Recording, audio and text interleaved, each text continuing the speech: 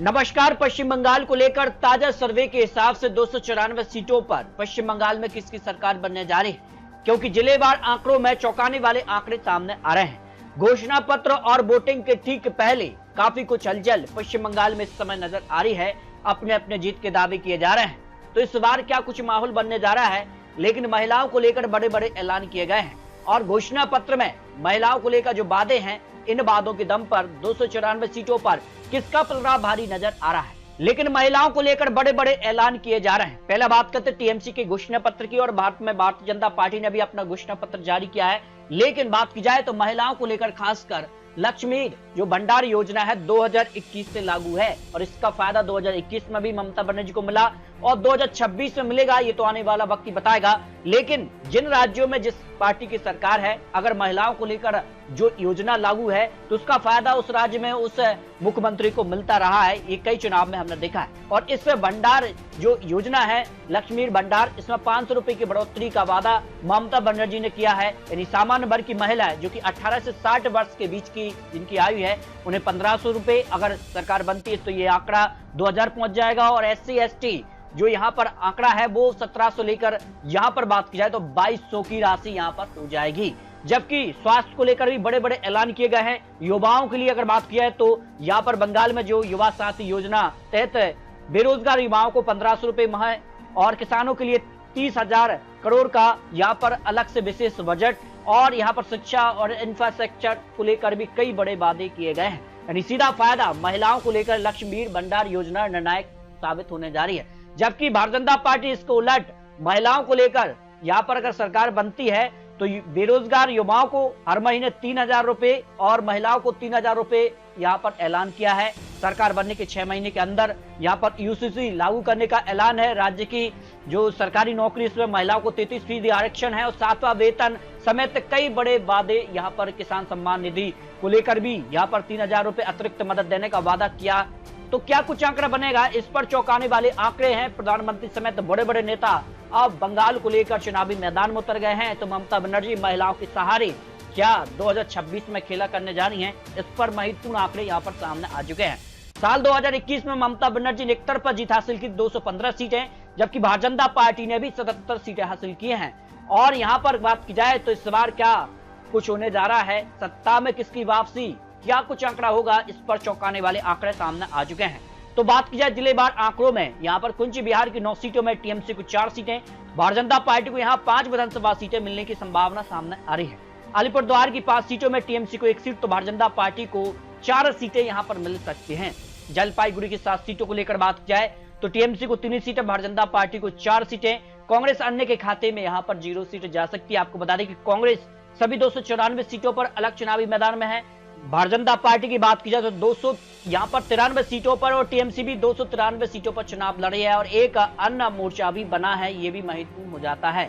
दार्जिलिंग की 5 सीटों की बात की तो टीएमसी को 1 सीट, जबकि भारतीय जनता पार्टी को 4 सीटें, कांग्रेस अन्य के खाते में 0 सीट यहाँ पर जाती नजर आ रही है।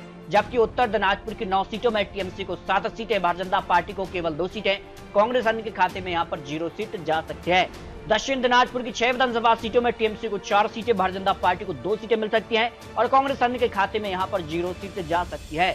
मालदा जिले की 12 विधानसभा सीटों की बात करें तो टीएमसी को 6 सीटें, भारतीय जनता पार्टी को 5 सीटें, कांग्रेस अन्य के खाते में 1 विधानसभा सीट यहां पर जाती नजर आ रही है। मुर्शिदाबाद की 22 सीटों की बात किया तो टीएमसी को यहाँ 16 सीटें, भारतीय जनता पार्टी को 3 सीटें, कांग्रेस को 1 सीट और अन्य के खाते में 2 विधानसभा सीटें यहाँ पर जा सकती हैं। नादिया जिले के 17 सीटों की बात किया है तो टीएमसी को 9 सीटें, भारतीय जनता पार्टी को 6 सीटें, कांग्रेस के खाते में 2 सीटें, अन्य के खाते में यहाँ पर 0 सीटें जाती नजर आ रही है। जबकि उत्तर 24 परगना की 33 सीटों की बात किया तो पश्चिम बंगाल को लेकर महत्वपूर्ण ये सीटें हो जाती है। यहाँ टीएमसी को 25 सीटें मिल सकती हैं, भारतीय जनता पार्टी को 5 सीटें, कांग्रेस को 2 सीटें, अन्य के खाते में 1 विधानसभा सीट यहाँ पर जाती नजर आ रही है। जबकि दक्षिण 24 परगना की 31 सीटों में टीएमसी को 28 सीटें, भारतीय जनता पार्टी को 2 सीटें, कांग्रेस के खाते में 1 सीट और अन्य के खाते में 0 सीट की संभावना सामने आ रही है। कोलकाता की 11 सीटों में टीएमसी को 9 सीटें, भारतीय जनता पार्टी खाते में 2 सीटें, कांग्रेस अन्य के खाते में 0 सीट की संभावना दिखाई दे रही है। आगरा जिले की 16 सीटों की बात करें टीएमसी को 14 सीटें, भारतीय जनता पार्टी को 2 सीटें,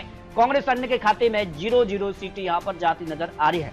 पूर्व मेदिनीपुर की 16 सीटों की बात की जाए तो टीएमसी को 10 सीटें, भारतीय जनता पार्टी को 6 सीटें, कांग्रेस अन्य के खाते में यहां पर भी 0 सीटें जाती नजर आ रही है। जबकि हुगली जिले की 18 सीटों की बात किया है तो टीएमसी को 13 सीटें, भारतीय जनता पार्टी को 4 सीटें, कांग्रेस को 0 सीट, अन्य के खाते में 1 विधानसभा सीट यहां पर जा सकती है।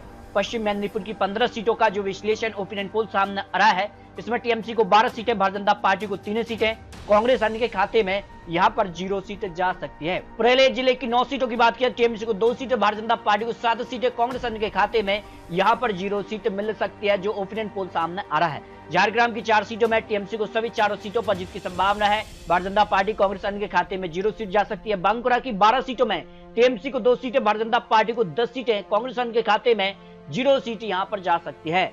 जबकि बात की जाए पूर्व बर्धमान की 16 सीटों में टीएमसी को 14 सीटें, भारतीय जनता पार्टी को 2 सीटें, कांग्रेस अन्य के खाते में यहां पर 0 सीटें जा सकती है।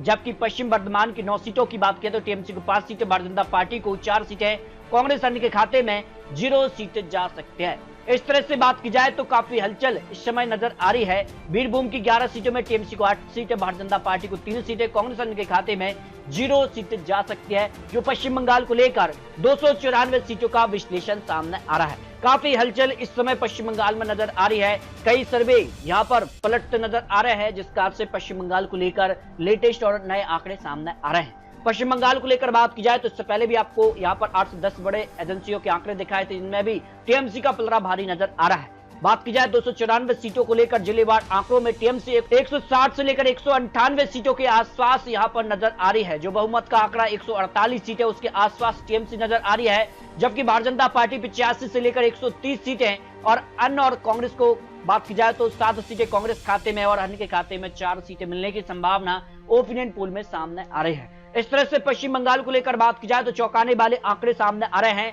यहाँ पर बात की जाए तो पश्चिम बंगाल को लेकर जो जिलेवार आंकड़े, उसमें टीएमसी का पलड़ा जरूर भारी नजर आ रहा है, लेकिन माना जा रहा है कि भारतीय जनता पार्टी भी जो बड़े ऐलान महिलाओं को लेकर किए हैं, इस दम पर क्या वापसी करने जा रही है, ये काफी महत्वपूर्ण हो जाता है। तो पश्चिम बंगाल को लेकर बात की जाए तो ये चुनावी आंकड़े, चुनावी अनुमान है।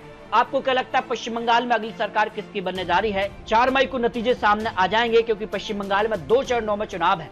दोनों चरणों को लेकर भी हर एक चरण का अलग अलग विश्लेषण आपको बहुत जल्द दिखाने वाले हैं। तो आपको क्या लगता है, आप रख सकते हैं। मिलते हैं नए आंकड़ों के साथ, तब तक के लिए जय हिंद, जय भारत।